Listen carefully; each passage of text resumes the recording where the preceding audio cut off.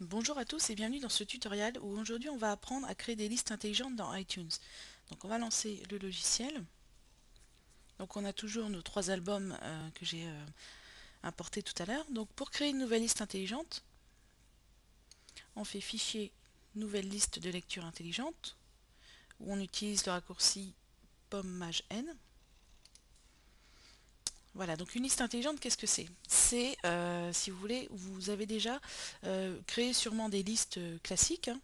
Donc les petites listes qui ont cette apparence-là, qui sont bleues. Donc où vous glissez vous-même vos morceaux suivant le rangement que vous avez décidé.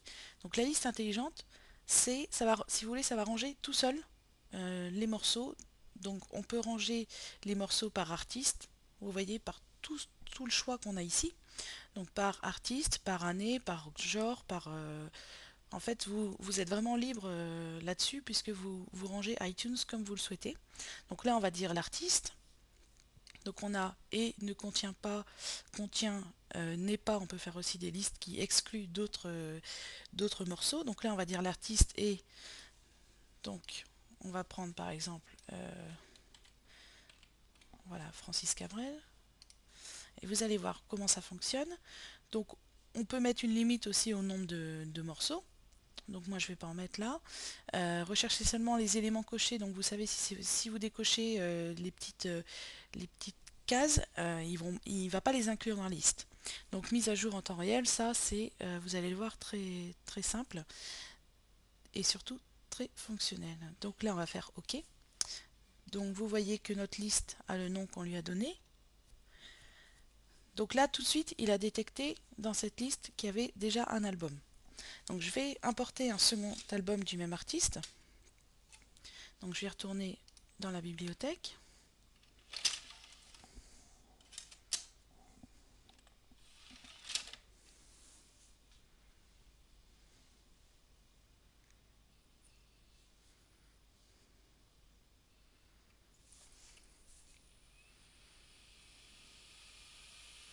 Donc il va nous demander si on veut importer l'album. Donc vous voyez là il est déjà en train de chercher les noms des pistes du CD. Donc souhaitez-vous importer? Donc on va faire oui.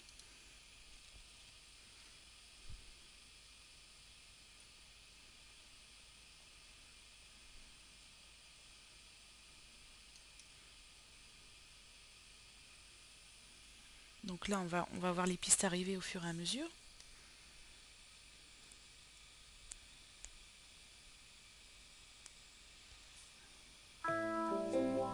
Il nous met en lecture l'album également en même temps.